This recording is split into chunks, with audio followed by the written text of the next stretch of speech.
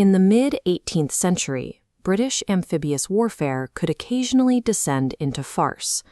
During one attempt to evacuate troops from a French beach at St. Malo, the Duke of Marlborough managed to save his men, but left his luxury table silver behind in the sand. Behind these chaotic coastal raids was a serious geopolitical problem. In 1757, during the 7 Years' War, British Prime Minister William Pitt needed to relieve the pressure on his Prussian ally, King Frederick II, without actually committing British ground troops to German soil. This map shows Pitt's solution. Instead of a direct land war, the British Navy launched aggressive hit-and-run attacks, striking French coastal towns and retreating quickly.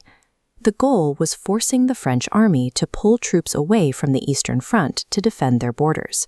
The strategy was innovative, but its effectiveness hinged entirely on one condition.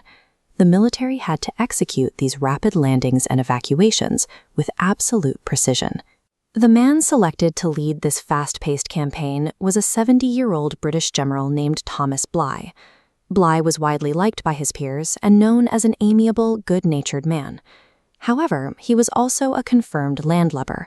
He had zero practical experience with naval transport or the complexities of moving thousands of men from ships to shore.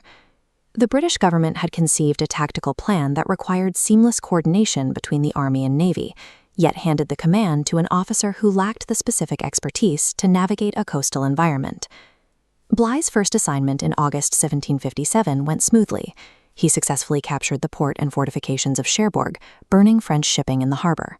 His forces carried off French brass cannons, which were triumphantly paraded through the streets of London. This initial victory masked the severe limitations in Bligh's command capabilities.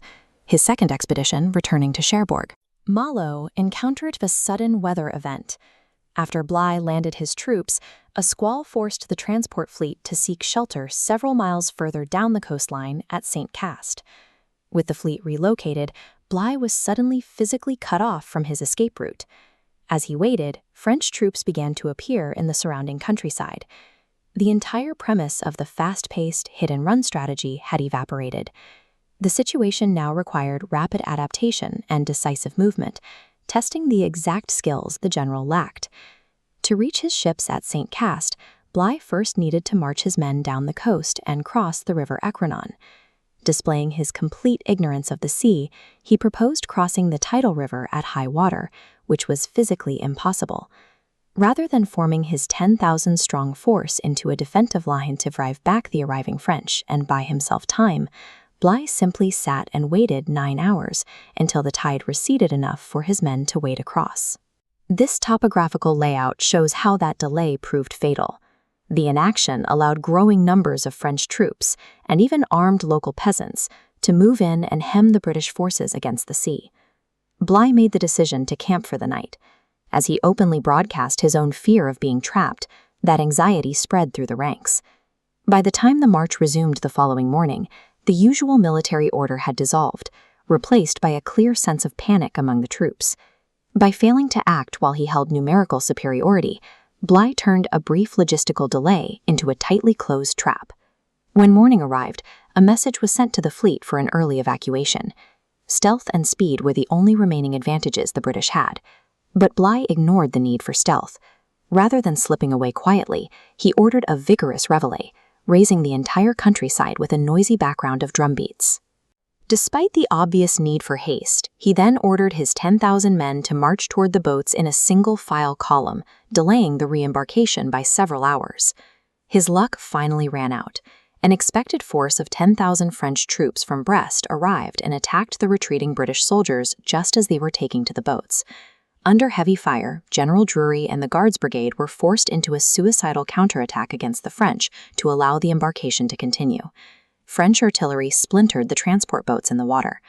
Ultimately, the guards were overrun, and Drury was killed alongside more than 750 officers and men. The staggering loss of life on the beach was the direct result of a commander too timid to fight an equal number of French troops when he had the chance. The British commander-in-chief was horrified at the ruin of the Guards Brigade. Bligh managed to escape a formal court-martial for his conduct of the operation. But his professional punishment was absolute. When Bligh went to pay his respects to King George II, the monarch cut him dead. completely ignoring him in public and ruining his career instantly. Bligh physically survived the disaster, but he became the permanent scapegoat for the entire bungled coastal campaign.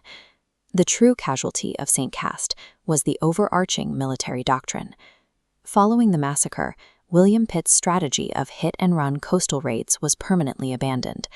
Pitt's tactical theory relied on a level of naval coordination that the British Army was not yet equipped to provide. The disaster at St. Cast revealed that the strategy required a technical caliber of officer that Thomas Bligh simply did not possess. St. Cast suggests that even a sophisticated strategic plan is ineffective if the individuals tasked with its execution do not understand its basic requirements. It leaves us to wonder, is a strategy only as good as a military's ability to find the right person to lead it?